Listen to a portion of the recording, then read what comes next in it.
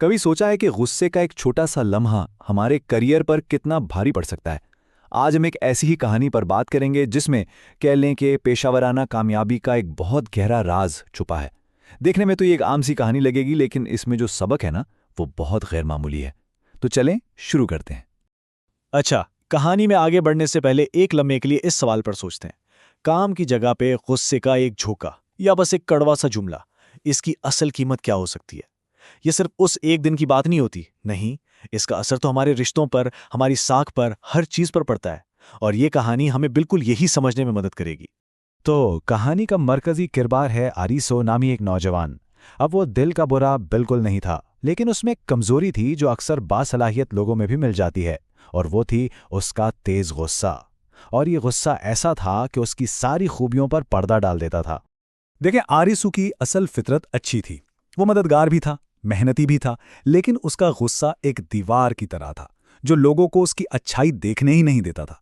बिल्कुल हमारे दफ्तर के उस साथी की तरह जो काम में तो बहुत माहिर हो, लेकिन उसके तल्ख रवैये की वजह से पूरी टीम उससे कतराती है। और फिर एक दिन वही हुआ जिसका डर था।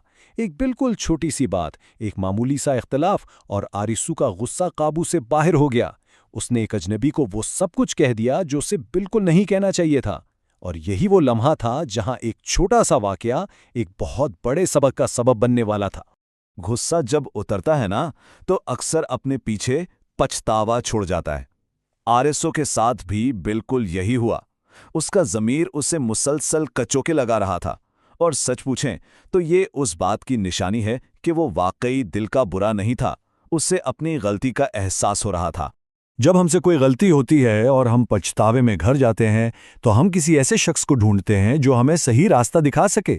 आरिसो भी अपनी दादी के पास गया, जो हिकमत और जिंदगी के तजर्बे का एक खजाना थी, और यहीं से उसकी असल तब्दीली का सफर शुरू हुआ। दादी ने इसे एक बहुत ही गहरी बात समझाई। उन्होंने कहा कि जुल्म सिर्फ एक शख्स को तकलीफ नहीं देता, बल्कि उसकी मनफी लहरें पूरे माहौल को खराब करती हैं। ये बिल्कुल दफ्तर के माहौल की तरह है, जहां एक मनफी रवैया रखने वाला शख्स पूरी टीम की तवानाई और काम करने की सलाहियत को खत्म कर देता है। इल्म जब तक अमल में ना आए बेकार है। पछतावे का असल इम्तहान तो तब होता है जब हम उस गलती को सुधारने के लिए कोई कदम उठाते हैं। तो आरसू ने भी सिर्फ बात सुनने पर इक्तिफा नहीं किया, बल्कि अपनी गलती को ठीक करने का पक्का इरादा कर लिया। दादी ने उसे एक बहुत वाज़ेह काबिल अमल प्लान दिया। पहला कदम, जिम्मेदारी कबूल करो और उस शख्स का सामना करो। दूसरा कदम, खुलूसे दिल से माफ़ी मांगो, सिर्फ रस्मी तौर पर नहीं। और तीसरा, रूहानी सुकून के लिए ऊपर वाले से भी माफ़ी तलब करो। ये तीनों इक़दामात किसी भी बिगड़े हुए ताल्लुक को ठीक करने की बुनियाद हैं। और आरएसू ने बिल्कुल वैसा ही किया। शुरू में इस आदमी ने गुस्सा दिखाया, जो कि एक फितरी बात थी, लेकिन जब उसने आरएसू की आंखों में सच्चा पछतावा देखा तो उसका दिल नर्म पड़ गया। सच्ची माफी में वाकई बहुत ताकत होती है। ये पत्थर से पत्थर दिल को भी मोम कर सकती है। माफी मांगना मंजिल नहीं थी, बल्कि एक नए सफर का आगाज था। ये आरएसओ की जिंदगी का टर्निंग पॉइंट था। लेकिन सवाल ये है कि क्या सिर्फ एक बार माफी मांगने से किसी की साख्त हमेशा के लिए बदल जाती है? चले देखते हैं कि उसके बाद क्या हुआ। ये देखें, यह है इसकी तब्दीली का असल सबूत। वो शख्स जो पहले अपने गुस्से और बहस मुबाहिसे के लिए जाना जाता था, अब एक नर्म दिल और इंसाफ पसंद इंसान के तौर पर पहचाने जाने लगा।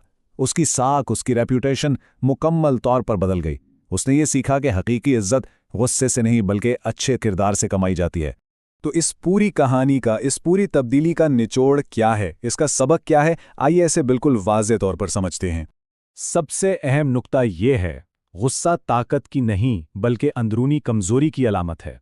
असल ताकत तो सब्र करने, माफ करने और इंसाफ के साथ चलने में है। और ये असूल जिंदगी के हर शोबे, खास तौर पर हमारी प्रोफेशनल लाइफ में कामयाबी की कुंजी है।